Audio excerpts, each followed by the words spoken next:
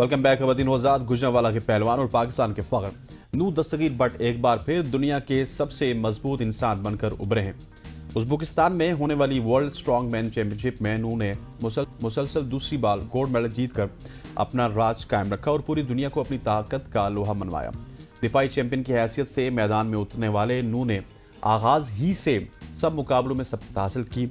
हर रुकावट को पिछाड़कर 2 सुनहरी तमगे अपने नाम किए और गुज़श्ता बरस भी वो यही एजाज़ पाकिस्तान के लिए ले चुके हैं। अब उनकी नज़रें कॉमनवेल्थ ओलंपिक्स और सैफ गेम्स जैसे बड़े आलमी मुकाबलों पर हैं और आज हमारे साथ और वही दस्तगीर भट्ट हमारे पास मौजूद है, हमारे साथ मौजूद है ऑन जूम।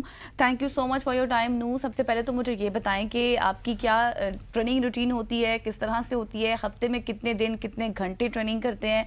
अगर मैं बात करूँ स्ट्रॉन्ग मैन के हवाले से तो मखसूस उस इवेंट के लिए कितनी ट्रेनिंग होती है आपकी? जी बिस्मिल्लाहिर्रहमानिर्रहीम। बिल्कुल हमारी ट्रेनिंग तकरीबन पूरा साल चलती है और पूरे साल में मेरा ख्याल है कि 365 दिन हम जो है ट्रेनिंग ही करते हैं। चाहे वो ईद हो, चाहे वो किसी की शादी हो, कोई भी दिन हो, हम जो है ना अपनी ट्रेनिंग वगैरह जो है उसको नहीं जो है छुट्टी नहीं होने देते। तो अल्हम्दुलिल्लाह अभी भी इस वक्त हम जिम के अंदर ही मौजूद हैं। इसके बाद हम ट्रेनिंग करेंगे और सुबह शाम जो है हमारी ट्रेनिंग सेशन चलता है। दिन का आगाज जो है वो फजर के बाद हम जिम में होते हैं और तो उसके साथ साथ फिर दोपहर में फिर कभी कभी ऐसा टाइम भी आता है कि हम 3 टाइम भी सेशन करते हैं। लेकिन आजकल क्योंकि गर्मी बहुत ज्यादा है तो सुबह मॉर्निंग में और एक इवनिंग में हम सेशन वगैरह कर रहे हैं। तो इसी रूटीन को जो है पूरा वीक जो है कंटिन्यू हम करते हैं। That's outstanding. अच्छा नू भाई, मुझे ये बताइएगा कि ये तो ट्रेनिंग आपने बता दी, लेकिन मुकाबले से पहले की तैयारी कैसी होती है? कितने दिन पहले आप अपनी ट्रेनिंग का आगाज़ करते हैं और फिर जब मुकाबला होता है तो उससे पहले कोई नफ्सियाती ट्रेनिंग भी होती है कि आप मेंटली स्ट्रांग रहें? फिजिकली तो आप स्ट्रांग हैं ही हैं माशाल्लाह से। नहीं, दरअसल मुझे तकरीबन इंटरनेशनल लेवल पे 10 साल हो गए हैं खेलते हुए। तो मुझे काफ़ी ज़्यादा एक्सपीरियंस हो गया है। तो ये एक्सपीरियंस का बुनियाद बुनियाद काफ़ी जो है ना ज़रूरी होती है कि जिसका एक्सपीरियंस बहुत ज़्यादा होता है इंटरनेशनल लेवल प्लेटफॉर्म पे खेलने का, तो वो उसके लिए इतना प्रेशर नहीं होता। क्योंकि वो ऑलरेडी काफ़ी ज़्यादा प्रेशर्स को जो है ना वो झेल गया होता है, तो इसलिए इतना मुश्किल नहीं होता। लेकिन एक नई गेम में पार्टिसिपेट करना और एक नई स्पोर्ट में पार्टिसिपेट करना वो थोड़ा सा मुश्किल होता है। और जैसे कि आपने पूछा कि इसकी स्ट्रॉन्गमैन की तैयारी टोटली डिफरेंट है, क्योंकि मैं प्रोफेशनली वेट लिफ्टर रहा हूँ। तो ये स्ट्रॉन्गमैन की तैयारी जो है टोटली डिफरेंट है। इसके टोटली डिफरेंट इक्विपमेंट्स हैं, डिफरेंट इवेंट्स हैं। तो इसमें भी सिर्फ ताकत सिर्फ एक सिमिलर चीज़ है, वो ये है कि ताकत का काम है। तो अल्हम्दुलिल्लाह हमने उसमें भी जो है वो काफी लास्ट ईयर हमने 1 मेडल जीता था। इस साल अल्हम्दुलिल्लाह हमने 2 मेडल जीते हैं। सही। अच्छा नूर, मुझे ये भी बताएं तो कि ज़ाहिर है जिस तरह से आप हसनैन ने भी बात की कि मेंटली भी एक आपने रहना होता है स्ट्रॉन्ग, और फिर आप इतनी सारी कैटेगरीज में भी हिस्सा लेते हैं, तो स्पोर्ट्स साइकोलॉजिस्ट भी आपके साथ होते हैं या फिर न्यूट्रिशनिस्ट भी होते हैं जो आपको बता सकें या फिर गाइड कर सकें ज़हनी और जिस्मानी तैयारी किस तरह से बैलेंस करनी है? नहीं, दरअसल होने तो चाहिए और बाकी टीम्स के साथ भी होते हैं, लेकिन हमारे साथ हमारी जो अलबत्ता टीम ही नहीं है। मैं, मेरे वाले साहब और जो मेरा छोटा भाई है, हम लोग तीनों मिलके ही जो है अपनी शुरू से ट्रेनिंग वगैरह भी कर रहे हैं और मेंटली भी वाला साहब भी प्रिपेयर करते हैं हमें शुरू से, क्योंकि वो खुद भी स्पोर्ट्समैन रहे हुए हैं। उन्होंने भी बड़े एशियन लेवल तक वेट लिफ्टिंग की है, वहां पे मेडल लिया। तो वो सब कुछ ऑलरेडी इन चीजों से गुजरे हुए थे। तो उन्हें पता था कि किस तरह compete करना है, किस तरह ट्रेनिंग करनी है। तो वो हमें जो गाइडेंस थी वो अल्हम्दुलिल्लाह हमें घर से ही मिल गई थी। तो हमें कहीं पे बाहर जाने की जरूरत नहीं पड़ी और मेरा नहीं ख्याल कि मुझे किसी स्पोर्ट्स डॉक्टर की या किसी की जरूरत है, क्योंकि अल्हम्दुलिल्लाह हमने घर से ही आपकी जो सारी टोटल पाकिस्तान के तैयारी अंदर हो की है जाती है। या जो वेट हमने उठाया है वो मेरा ख्याल है कि ओलंपिक मेडल जीतने के लिए काफी है। ठीक। अच्छा नू भाई, मुझे ये बताइएगा कि अब आपने माशाल्लाह से वर्ल्ड स्ट्रॉन्गमैन भी बन गए, लेकिन हमने जब लास्टली आपसे बात की थी तो हमने गिला किया था पाकिस्तान गवर्नमेंट से, फेडरेशन से कि आप क्यों ओलंपिक्स पे नहीं गए।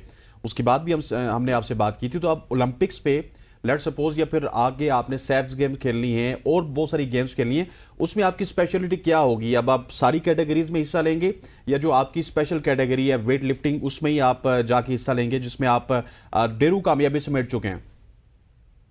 नहीं, मैं प्रोफेशनली, क्योंकि जो एक प्रोफेशनली स्पोर्ट्समैन होगा वो एक ही स्पोर्ट्स में हिस्सा लेता है, तो मैं भी वेट लिफ्टिंग को ही प्रेफर करूंगा। वेट लिफ्टिंग ना करने की वजह कोई कुछ दूसरी थी, और वो वजह जो है अल्हम्दुलिल्लाह उसको जो मसला मसाइल था उसको सॉर्ट आउट कर लिया गया है। और हमारे जो इस वक्त जो प्रेसिडेंट है हाफिज इमरान भट्ट साहब, उनके साथ भी बैठ के काफी अच्छी बातचीत हुई है। तमाम मामला पे बातचीत हुई, और आगे आने वाले इवेंट्स के ऊपर जो है अब फोकस किया जा रहा है कि हम जो है अब जितने भी मामला थे उनको एक साइड पे रख के अब हम जो है आगे जो सैफ गेम्स आ रही हैं पाकिस्तान में, आपको पता है, उसके बाद फिर कॉमनवेल्थ गेम्स हैं, एशियन गेम्स है, और फिर 2 साल की गैप में लॉस एंजलिस ओलंपिक गेम्स है। तो हमारा फोकस यही है कि हम जो है वेट लिफ्टिंग में अब आगे बढ़े, क्योंकि वेट लिफ्टिंग के अंदर रह के ही हम ओलंपिक में मेडल ले सकते हैं। अदरवाइज पावर लिफ्टिंग और जो स्ट्रॉन्ग मैन है वो ओलंपिक्स में नहीं आती। सही। अच्छा नूर, मुझे ये भी बताएं कि जो नौजवान वेट लिफ्टिंग में आना चाहते हैं या फिर स्पोर्ट्स में आना चाहते हैं, स्ट्रॉन्ग मैन बनना चाहते हैं, उनके लिए क्या कुछ ज़रूरी चीज़ें हैं जो वो स्टेप्स ले सकते हैं? फिजिकल फिटनेस से हटकर उनको क्या मशवरा देंगे आप? अ, देखिए, सबसे जरूरी जो है वो डिसिप्लिन है, जो कि हमारा भी मैं कहता हूँ नहीं था, लेकिन हमारे वाले साहब ने जो है हमारा जो एक डिसिप्लिन था वो बड़ा शुरू से कायम रखा है। हम्म। वो चाहे वो डंडे से रखा हो, तो हम्म। उन्होंने शुरू से कायम रखा है। तो डिसिप्लिन बहुत जरूरी है।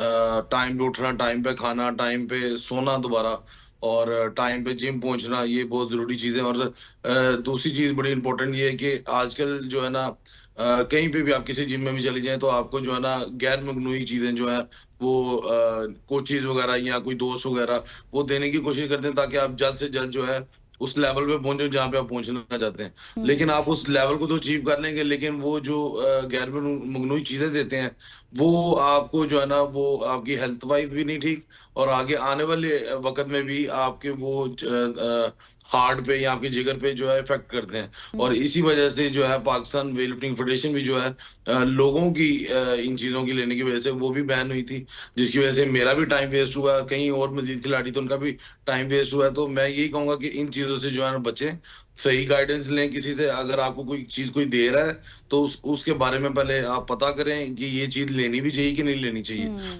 तो मैं बस यही मशवरा दूंगा जितने भी यंगस्टर्स हैं, बच्चे हैं, कि शॉर्टकट लेने की कोशिश ना करें। मुझे भी 10-12 साल लगे मेहनत करके यहाँ पे मैं पहुंचूं। आपको मेहनत करनी पड़ेगी, थोड़ा टाइम देना पड़ेगा, फिर अल्लाह ताला आपको जो है ना जरूर इज्जत देगा। अच्छा नू भाई, लास्टली मुझे ये बताइएगा कि आपकी इसके बाद कौन सी गेम्स हैं जहां पे हम आपको देख सकते हैं, और सेकंडली पाकिस्तान स्पोर्ट्स बोर्ड काफ़ी ज़्यादा काम कर रहा है, फेडरेशंस को ग्रांट्स भी दे रहा है, तो क्या वेट लिफ्टिंग फेडरेशंस को भी उस तरह की ग्रांट्स मिल रही हैं कि आप जैसा टैलेंट, आप जैसे लोग और भी इस मुल्क में हों, और हम बहुत सारे नू दस्तगीर भट्ट के पैरोकार भी देखे हैं वेट लिफ्टिंग में? नू भाई, आपको आवाज़ आ रही है? नू दस्तगीर भट्ट साहब हमारे साथ मौजूद थे, जो कि इस वक्त डिस्कनेक्ट हो गया हमारा शायद रब्ता उनके उनसे। साथ रब्ता मुनक़ते हो चुका है। नू साहब, thank you so much for joining us. आप हमारे साथ मौजूद थे। अभी एक सवाल हमने और करना था, लेकिन चले कोई नहीं, आखिरी सवाल था। हम उम्मीद करते हैं कि आप इसी तरह से पाकिस्तान का नाम रोशन करते रहेंगे। आप वक्त वो चाहते हैं एक शॉर्ट सी कमर्शियल ब्रेक लेते हैं, वापस आते हैं। Stay with us.